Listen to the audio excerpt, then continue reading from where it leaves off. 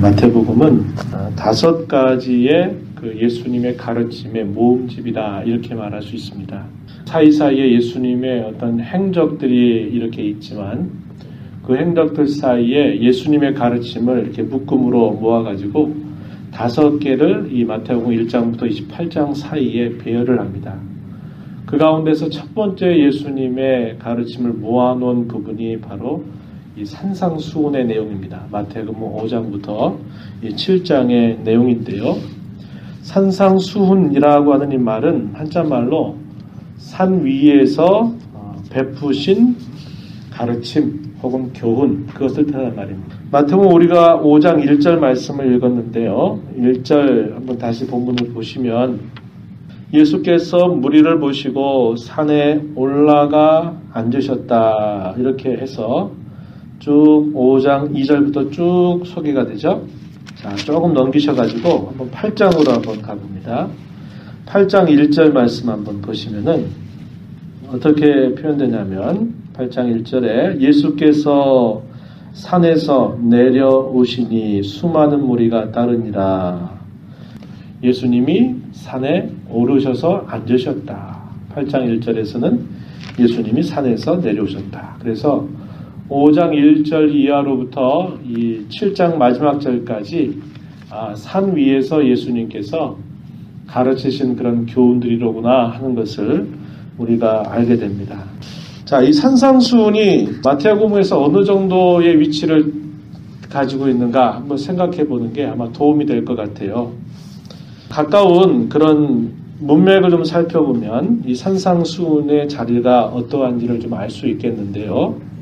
세례자 요한이 요단강을 중심으로 해서 회개의 세례를 베풀면서 천국이 가까이 왔다라고 하는 복음을 전하게 될 때 세례를 받으시게 되죠. 그리고 세례를 받으시고 나신 예수님은 성령의 이끌리심을 받아서 광야에서 40일 동안 주야로 아무것도 드시지 않고 거기서 기도하시면서 보내시게 됩니다. 그리고 그곳에서 이 사탄에게 시험을 받으시지만 그 시험에서 승리를 하시게 되죠.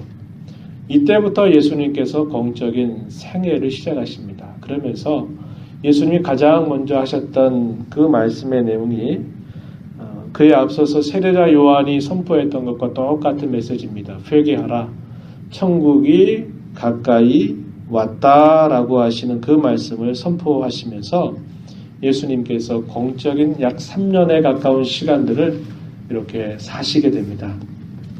그런데 예수님이 이런 공생애를 사시면서 하셨던 그 일을 마태복음에서 간략하게 요약해 주기를 4장 23절 말씀에 가서 보면은 뭐라고 표현하냐면 예수께서 온 갈릴리에 두루 다니사 그들의 회당에서 가르치시며 천국 복음을 전파하시며 백성 중에 모든 병과 모든 약한 것을 고치시다 이렇게 표현되어 있습니다.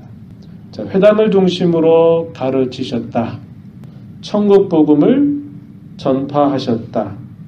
백성들의 모든 병과 약한 것을 고치셨다. 그래서 가르치신 일, 또 복음을 전하신 일, 사람들을 병으로부터 낫게 하신 일을 예수님이 대표적으로 감당하셨다. 이렇게 마태는 요약을 해주고 있습니다.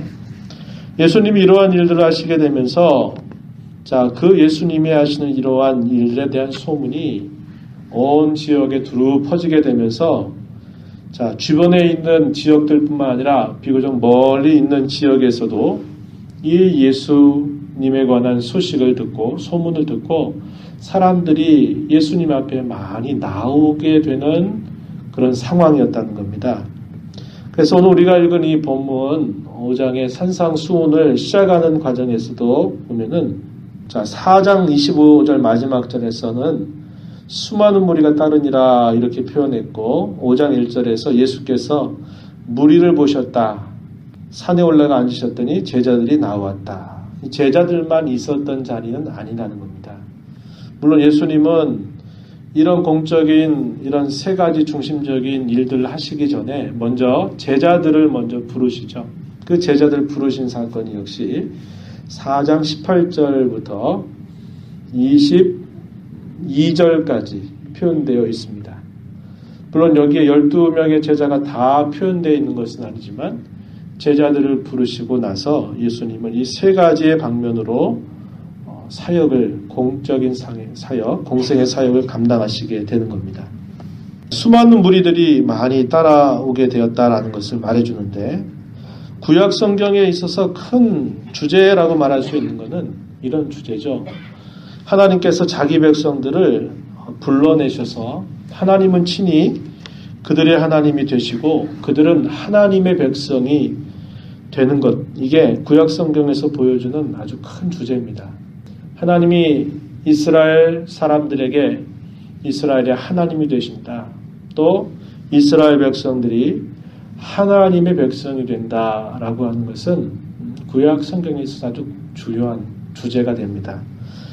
이것을 두고 언약이라 이렇게 부르고, 그 언약의 핵심적인 그런 내용이 바로 하나님이 그 백성들의 왕이 되신다.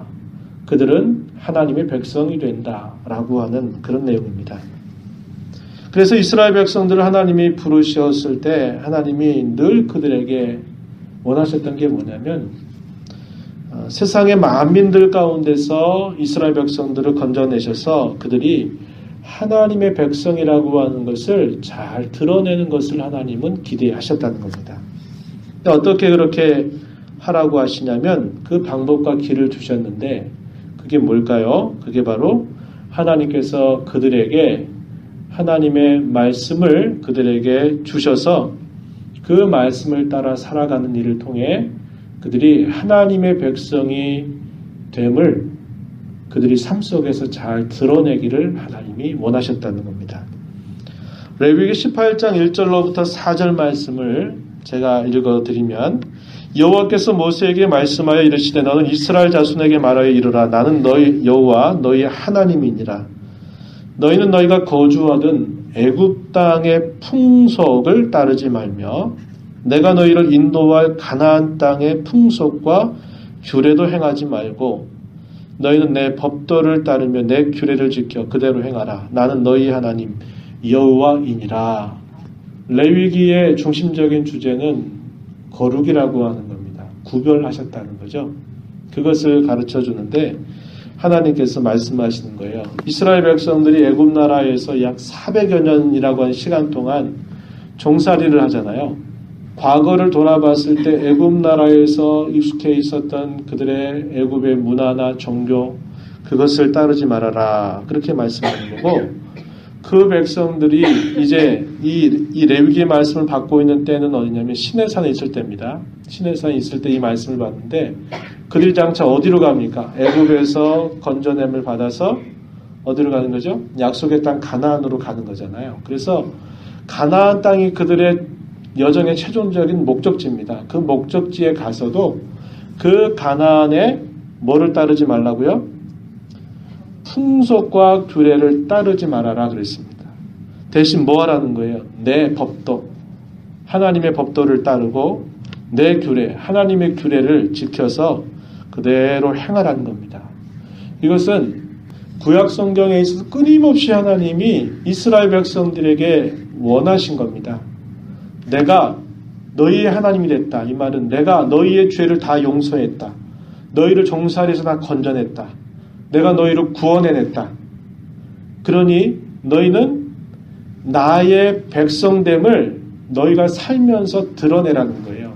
하나님이 그것을 요구하신 거라는 거죠. 그러기 위해서 과거로는 애굽의 풍속이나 그 규례들을 따라서 안 되고 또 그들이 앞으로 가게 될 그 약속의 땅에 갔을 때 그 땅에 거주하는 사람들의 어떤 풍속이나 규례를 절대로 따라서는 안 되고 다만 하나님께서 주시는 말씀을 따라야 된다. 이것을 가르쳐 주신 겁니다. 그러므로서 뭐 하라는 거예요? 내 백성됨을 너희들의 생활의 모습 속에서, 삶 속에서 이것을 드러내라고 하나님 말씀하신 거죠. 이것은 구약 성경의 큰 주제이기도 하면서 역시 신약 성경의 큰 주제이기도 합니다. 역시 신약 시대에도 그걸 말하는 거예요. 구약 시대에는 이스라엘 나라라고 하는 것을 하나님이 선택하셔서 그 나라와 더불어 언약 관계를 맺으셨는데 이제 시대가 바뀌면서 하나님은 새로운 시대를 맞이하면서 이제는 혈연적이고 지연적인 이스라엘 혈통을 따르는 민족이 아닌 이제 영적인 이스라엘로 그 백성들을 대체하시는 겁니다.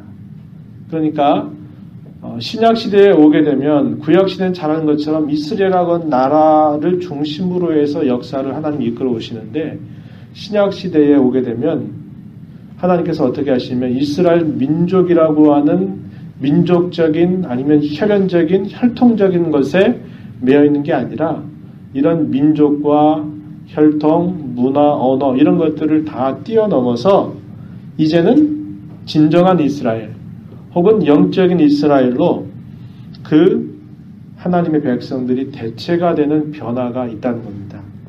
구약시대 때는 나면서부터 남자들은 뭐 했나요?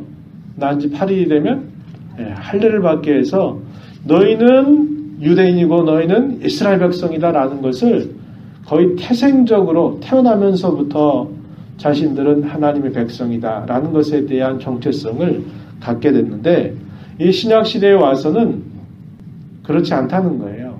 세례자 요한 요단강에서 말하는 것도 너희가 아브라함의 자손인 것으로 여겨서 됐다고 생각하지 말아라 이렇게 말하면서 세례자 요한이 뭐라고 말해요? 회개해라 그랬습니다. 회개하고 믿으라는 거예요.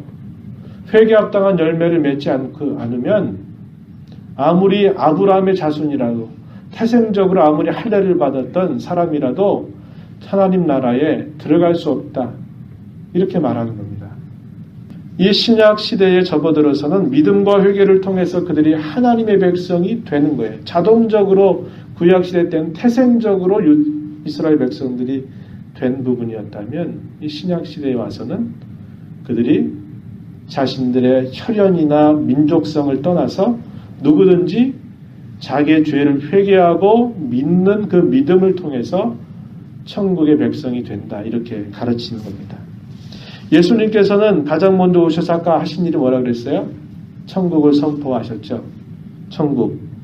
예수님은 천국을 선포하시면서 그의 공생애를 시작하셨고 그 천국을 위해서 3년이라고 한 시간 동안 사셨습니다. 그런 의미에서 우리가 읽어가는 이 산상수훈은 뭘 우리에게 가르쳐 주느냐?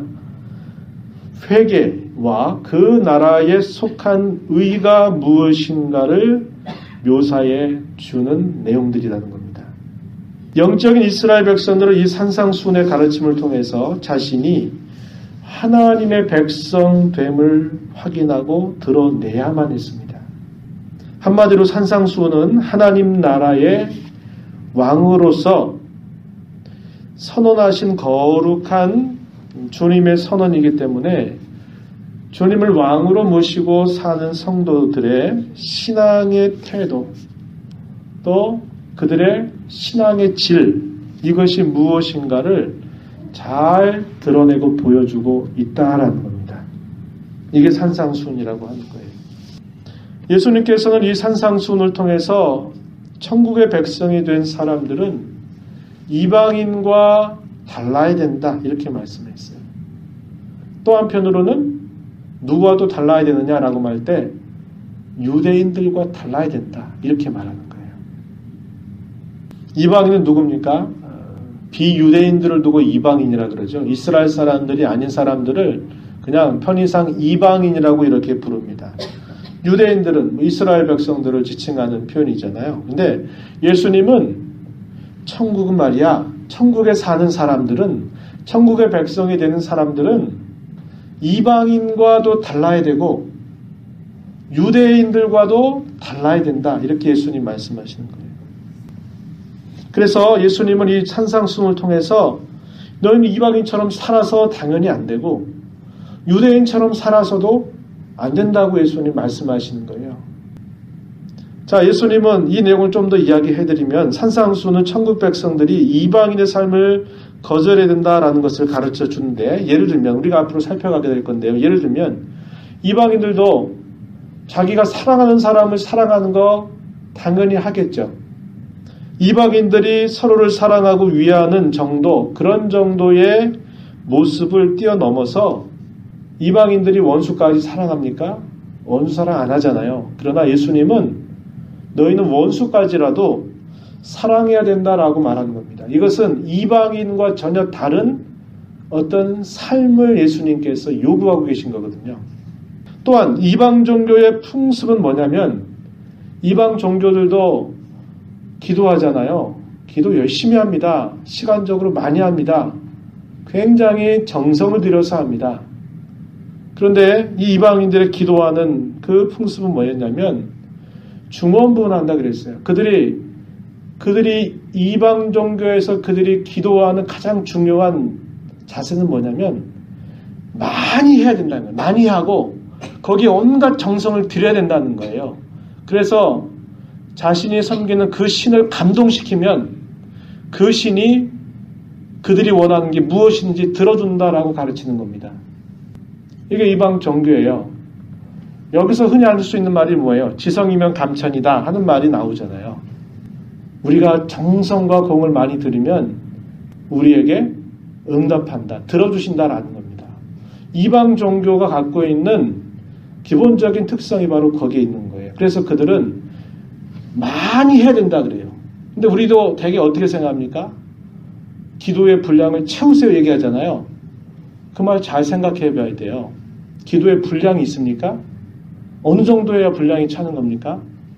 그런 어떤 모습들이 성경이 가르치는 기도의 모습과 다르다 이 말이에요. 예수님은 이방인들은 자기의 신전 앞에서 그렇게 한다는 거예요. 지극정성으로 하고 공을 들이고 거기에서 말을 많이 하고 소위 말해서 그 신을 감동시킬 만큼의 분량을 채우면 그 신은 들어준다고 생각하고 종교생활을 한다는 거예요. 그러나 너희는 그렇지 않다는 거예요. 하늘 아버지께서 다 아신다는 거예요. 그들은 자신들이 무엇을 원하는지를 많이 강구하고 많이 해야 그 신이 그때서야 너 그거 원하는 거야? 또 이것도 원하는 거야? 이렇게 하지만 우리 하늘 아버지께서는 뭐 하신다는 겁니까? 우리가 있어야 될 것을 다 아시는 그런 하나님이시다. 그래서 너희는 어떻게 해라? 이렇게 기도하도록 해라. 이렇게 가르쳐 준 게 이게 뭐예요? 주의 기도라는 겁니다. 주의 기도. 그건 뭐예요? 이방인들이 자기들의 종교 생활에서 늘 하고 있는 것에 대해서 기도는 하는 거 맞지만 이방인들이 하는 식의 그런 식의 이해를 가지고 기도하는 거 아니다라고 예수님이 가르쳐 주시는 거예요.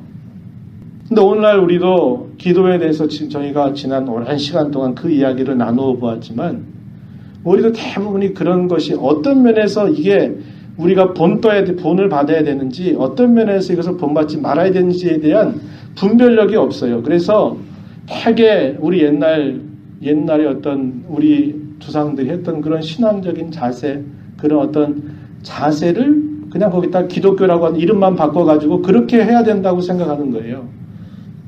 거기에는 문제가 생긴다 이 말입니다. 그래서 예수님께서는 말씀하시는 거예요. 기도 생활도 이방 종교인들이 자신들의 우상 앞에서 비는 그런 자세대로 하지 말고 내가 너에게 이렇게 일러주는 대로 기도하라는 거예요. 그런 면에서 뭐 해라? 너희는 그들을 따라가지 말아라. 이렇게 가르치는 거다 이 말이죠. 그들은 대부분의 그들이 구한 대부분의 내용은 뭐예요? 자신들의 필요, 자신들의 어떤 물질적인 요구, 또 그러한 것들이 항상 몰두하는 데 중심이 있어요. 그러나 예수님은 가르쳐요. 너희가 구할 것은 그 이방인들이 구하는 것처럼 그런 거 구하지 말고 그런 거 구하지 않아도 하나님 너희에게 주신다. 뭐 구하라고 그랬어요? 오직 그의 나라와 의라고 그랬죠. 그의 나라라고 하는 게 우리 눈에 보이지 않잖아요. 그게 보입니까? 천국이 우리 눈에 보여요? 안 보이죠? 그게 뭐예요? 하나님의 나라를 구하라는 건 뭐냐면 그분이 우리를 다스리도록 그분이 우리 자신을 온전하게 다스리는 그 다스림을 구하면서 살아라는 거예요. 쉽게 말하면 늘 자주 요즘에 이야기하듯이 주일만 신앙인답게 살고 6일 동안은 대충 살아가는 거 말고 또 장소가 예배당 안에서는 신자 노릇을 하다가 예배당 밖에 나가면 전혀 신자와 불신자와 다르지 않는 그런 생활을 살아가는 거 말고 너희들이 간곡하게 구하며 살아야 될 것은 뭐 먹고 뭐 마시고 뭐 입고 우리의 인생에 필요한 것들을 구하여 그거 쫓아가지 말고 뭐 하라는 거예요? 하나님의 다스림이 온전하게 내가 살아가는 곳에서 그 다스림이 온전히 이루어지는 일을 구하며 살아라는 거예요. 그게 그의 나라와 의를 구하라고 하시는 주님의 말씀이에요. 이방인들 살아가는 그 삶의 목적 따라가지 말고 천국 백성은 그렇게 살아가는 거 아니고 그것을 품고 살아가는 거 아니고 그것을 마치 목표처럼 삼고 살아가는 게 아니고 하나님의 다스림이 하나님이 우리를 다스리고 우리를 이끌어 가시는 것이 우리의 모든 부분에서 다 이루어지는 일들을 구하고 그분이 우리에게 원하시는 것이 무엇인가를 실천하고 따라가는 것을 구하는 자로 살아야 된다. 이게 이방인과 다른 삶이라고 예수님이 가르쳐 주시는 겁니다. 이 부분 우리가 앞으로 이제 다뤄가게 될 거예요. 또 예수님 또 말씀하세요. 뭘 말씀하셨다고 그랬어요? 천국의 백성은 유대인처럼 사는 것도 아니다 그랬어요. 자, 유대인처럼 산다라는 말은 일상적인 유대인을 뜻하는 그런 의미보다도 여기서 말하는 유대인의 의미는 전통적인, 정통적인 유대인을 뜻하는 말이에요. 그들은 뭐 하는 사람들이에요? 가장 유대인답게 사는 게 뭐예요? 그들이 하나님의 율법을 잘 배우고 또 그것을 또 잘 가르치는 일을 하고 또 그 율법을 따라서 경건한 삶을 살아가는 그런 걸 말하는 겁니다. 물론 이것은 틀린 게 아닌데 예수님께서 여기서 말씀하시는 유대인과도 유대인처럼 살지도 말아라 할 때 그 유대인의 대상은 누구냐면 소위 당시에 종교 지도자들이 가르쳤던 가장 유대인답게 사는 게 이거다 말하는 사람들. 예를 들면 서기관들. 또 예를 들면 누구일까요? 그렇죠. 바리새인들. 이들의 모습을 따라가서도 안 된다라고 말하는 거예요. 서기관들 뭐 하는 사람이에요? 율법을 베껴 쓰는 사람들이거든요. 베껴 쓰고 율법을 가르치는 사람들이에요. 이거 자체가 나쁜 거 아닌데 여기서 말하는 서기관, 이런 서기관이라든지 여기 바리새인들은 소위 말하는 구약의 신앙을 순수하게 전수받은 게 아니고 구약의 말라기 선지자 이후에 예수님이 세례자 요한이 올 때까지 이 기간이 약 400년이라고 하는 시간이에요. 이걸 중간기라고 부릅니다. 그때는 하나님이 공적으로 계시를 안 주셨어요. 구약의 마지막 선지자였더니 말라기 선지자 이후로 세례자 요한이 있는 이 400년이라고 하는 시간 동안 공적으로 말씀하시지 않으셨다는 거예요. 근데 이 기간 동안에 뭐가 일어나게 되냐면 소위 유대주의라고 하는 것이 발전이 됩니다. 이게 뭐냐면 유대 종파들이 생겨난 거예요. 그 종파들 가운데 사두개파라고 하는 것도 나타나고 바리새파도 나타나고 뭐 쿰란 공동체라고 하는 것도 있고 또 열심당원이라고 그래가지고 제로당 열심당원이라고 하는 것도 생겨나고 또 SNF파라고 그래가지고 SNF파라는 이런 또 이런 유대교의 여러 종파들이 이렇게 그 중간기 시간 동안 이게 이렇게 만들어지게 된단 말이에요. 근데 그 중간기에 만들어진 유대 이 종파들과 구약에서 본래 가르쳤던 그 가르침과 이게 인맥상통한다고 생각하고 가르쳤지만 실제로는 변질이 생겨버린 거예요. 변질이 생겨버렸다는 거예요. 그래서 당시 예수님 당시에 유대인이다 그렇게 말할 때는 구약에서 가르쳤던 진정한 의미의 순수한 의미에서의 유대인다움, 이스라엘 백성다움을 말하는 게 아니라 그 유대 종파에 의해서 채색되고 변모된 그래서 그들이 가르치는 진짜 유대인다운 것. 자기들이 가르치는 그 율법의 가르침. 거기에는 소위 뭐가 들어가냐면 조상들의 전통이라고 하는 게 거기에 들어갑니다. 유전이라고 그래요. 장로들의 유전. 성경 읽으면서 여러분 살펴보셨죠? 장로들의 유전을 따른단 말이에요. 그것에 대해서 예수님께서 신랄하게 책망하시잖아요.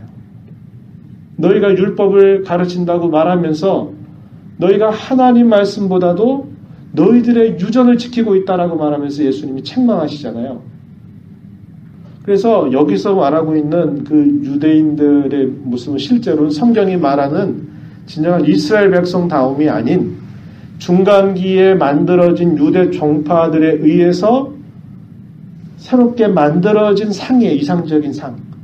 예수님은 그것에 대해서도 no, 아니, 그것도 아니야 라고 예수님께서 말씀하시는 거다 이 말이에요. 제가 좀 한 말이 조금 복잡하죠. 구약의 신앙을 예수님이 다 비판하신 게 아니고 구약의 신앙에서 변질돼서 당시 예수님 당시 소위 유대주의라고 하는 게 발전된 그런 의미에서의 유대인다움도 역시 천국 백성들은 따라서는 않는다 이렇게 얘기해요. 그래서 예수님이 계속 이 산상수에서 앞에 살펴볼 텐데 뭐라고 얘기해요? 너희는 옛사람에게 들은 바 뭐라고 말해요? 간음에 대해서도 너희는 그것을 실제적으로 행하는 것을 가지고 간음했다고 말하지만 내가 다시 너희에게 말한다. 너희가 여인을 보고 음욕을 품었다면 벌써 너희는 간음한 거다. 사람을 꼭 죽여야만 살인한 게 아니고 너희가 죽이려고 하는 그 시기하는 마음, 미워하는 마음이 너희들 가운데 있다면 그것도 역시 그 계명을 범한 것이다. 예수님 말씀하시는 것은 본래의 하나님 주신 그 구약의 가르침을 분명하게 새롭게 완전하게 회복시켜서 가르치시는 가르침이고 그러나 당시의 종교 지도자들이 이렇게 하면 이 계명 지키는 거야 라고 말하는 것은 아니라는 거예요. 그것은 계명을 지키는 게 아니다라는 거예요. 옛사람에게 말한 바 너희가 어떻게 하라고 너희가 들었으나 나는 다시 너희에게 말한다. 그러면서 예수님이 그 당시에 종교 지도자들이 가르쳤던 것들을 다 허물어버려요. 그런 식의 경건함, 그런 식의 율법에 익숙함, 이것도 아니다라고 예수님은 버리라고 하는 거예요. 다시 제가 이제 다시 그걸 정리하면 그렇다는 거예요. 천국 백성은 이방인의 종교적인 행태나 이방인의 삶을 당연히 따라서도 안 되고 심지어는 지금 너희들이 배우고 가르침받고 가장 경건하다고 생각하는 그런 유대인처럼 되는 것도 아니다라고 말하는 거예요. 오늘날로 말하면 어떤 식으로 얘기를 해볼 수 있을까요? 오늘날로 말하면 하나님을 아예 알지 못하는 그런 사람들의 생각이나 풍습이나 하는 것들 당연히 따라가지 마라. 그거죠. 또 우리에게 하나님 오늘날 말씀하시는 또 다른 면에서는 뭐냐면 우리가 종교라고 하는 이름으로 가지고 있는 이런 거라고 생각했다고 하는 것이 맞다고 생각하는 것들이 실제로 그것이 아닐 수 있다라고 하는 것을 생각하고 진정한 그런 뜻이 뭐고 진정한 가르침이 뭔가를 찾아가야 된다 이 말이죠. 누가 이렇게 했다 그러니까 아 이렇게 하면 되는구나가 아니라 그게 진짜 맞는 건가를 재어보고 해서 그것이 가야 될 것인가를 확정해서 가라는 거죠. 결국 그렇게 함으로써 뭐 하라는 겁니까? 너희가 나의 백성됨을 뭐 해라? 드러내라. 어떻게 드러내라? 너희의 그 생각을 다 바꾸고 너희가 그 생각하고 말하는 것들도 바꾸고 너희가 살아가는 그 삶의 행실들을 다 바꾸어서 뭐 하라는 거예요? 나의 진정한 백성됨을 너희가 너희의 삶을 통해서 온전히 드러내라. 이게 뭐라는 거예요? 이거에 대한 가장 중요한 우리에게 지침을 주는 게 뭐냐?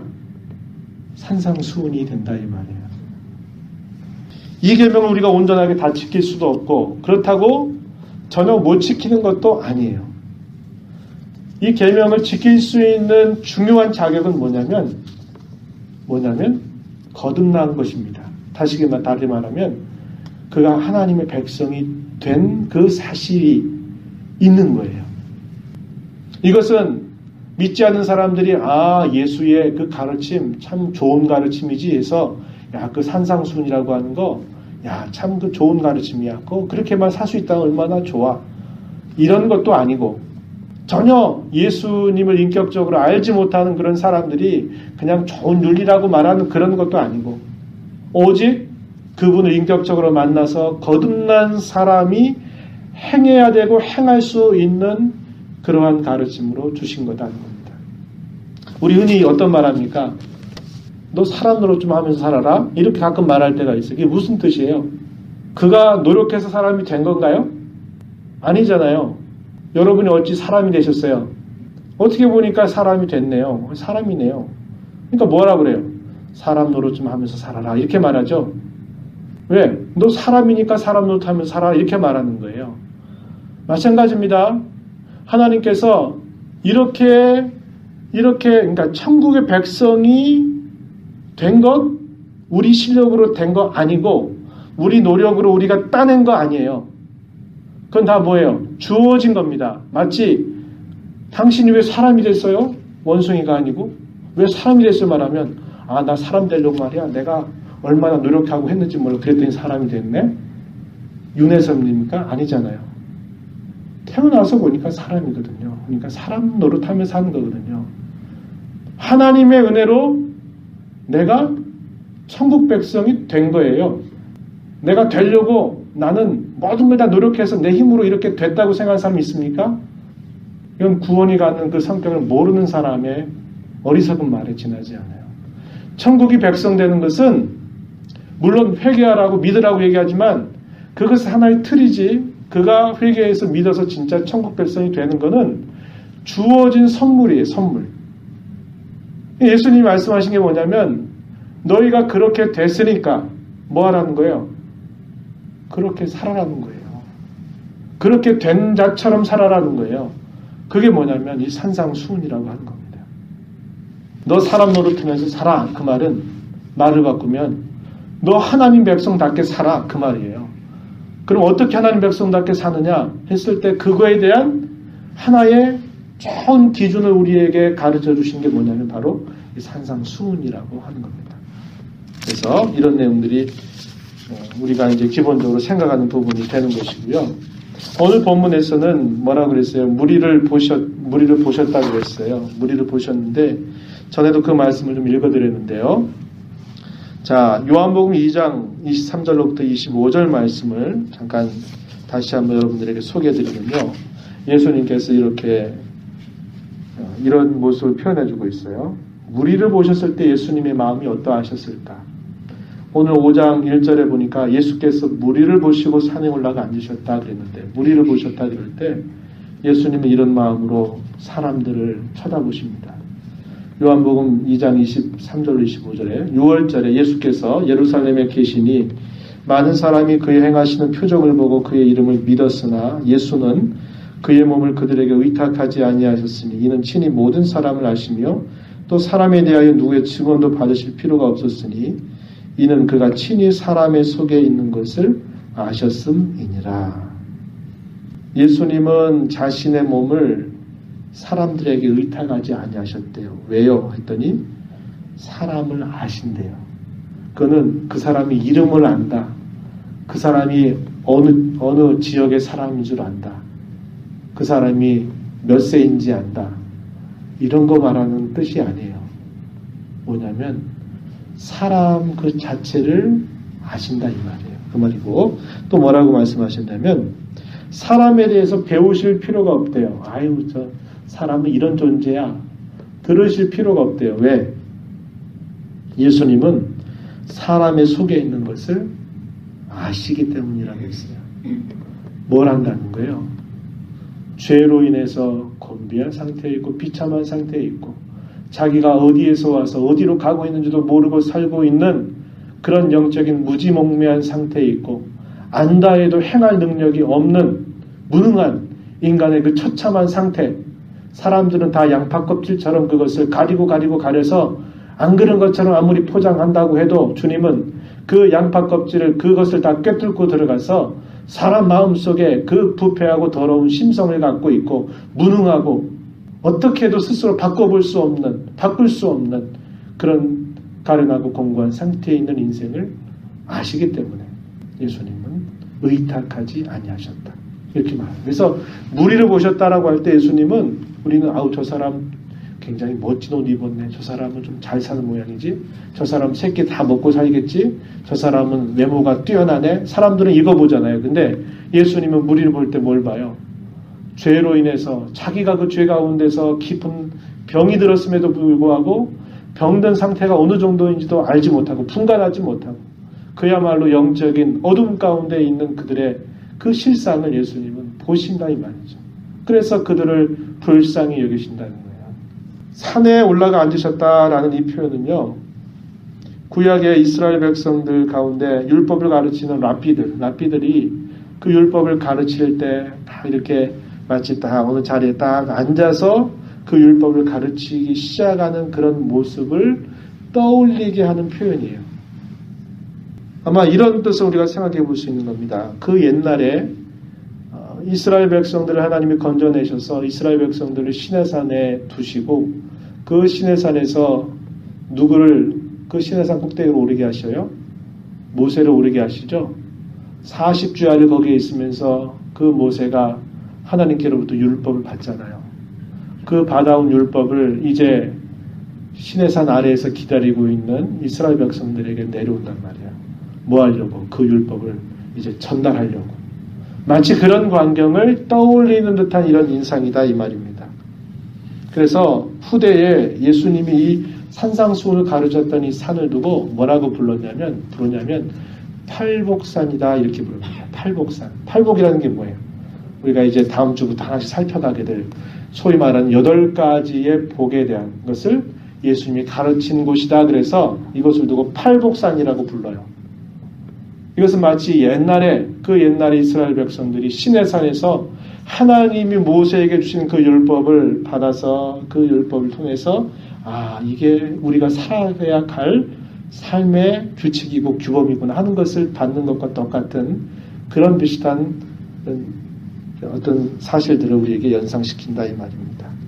그래서 예수님은 그러한 유대인들의 어떤 랍비의 모습처럼 진정한 선생이 되시는 예수님께서 이제 입을 열어서서 바로 이렇게 너희는 살아야 된다. 뭐라 그랬어요? 이방인처럼 살아서 안 된다. 또 유대인처럼 살아서 안 된다. 너희는 내가 말하는 이대로 살아가야 될 하나님의 백성이다. 이렇게 예수님이 한 주 가르쳐 주신다 이 말입니다. 저는 이 말씀을 오늘 하면서 한 가지 생각해 봐요. 여러분 그 책 읽어보셨어요? 찰스 쉘던이라고 하는 분입니다. 지금으로부터 약 120년 전에 사셨던 100여 년 전에 살았던 분인데 이분이 어떤 책을 쓰냐면 예수라면 어떻게 하실까라는 책을 그가 쓰게 돼요. 그에 대한 이제 내용들을 여러분 요즘에 이제 자료를 통해서 충분히 살펴볼 수 있게 되는데 그 내용은 시간관계상 지금 설명을 제가 할 수는 없지만 이제 그 물음이에요. 예수님께서 말하는 거예요. 너희가 나의 백성이란 너희가 나를 왕으로 모시고 사는 사람이라면 너희는 어떻게 살아야 되겠니? 이걸 지금 이제 예수님이 가르쳐 가시려고 하는 거거든요. 우리 편에서 뭐예요? 자 이런 상황, 내가 처해져 있는 이런 상황 속에 예수님이라면 어떻게 나라에게 하라고 말씀하실까? 그것을 끊임없이 우리에게 생각하게 하는 그런 질문을 마치 던지시는 것과 같은 겁니다. 그래서 우리가 이 말씀을 우리가 기억하면서 다시 한번 우리의 신분을 기억해야 돼요. 거듭난 사람 맞습니까? 맞죠? 그럼 거듭난 사람은 그리스도를 왕으로 모시는 사람들입니다. 거듭은 났지만 그건 아닌데요. 그렇지 않아요. 같은 말입니다.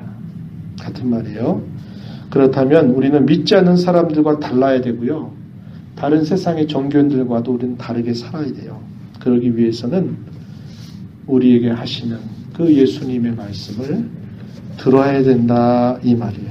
그리고 우리의 마음을 열고 우리의 귀를 열어서 말씀에 집중하고 그 말씀을 새기는 자로 우리가 살 마음가짐을 가져야 된다 이 말이죠. 이런 내용들을 우리가 이제 한 주간 한 주간 살펴나가게 될 것입니다.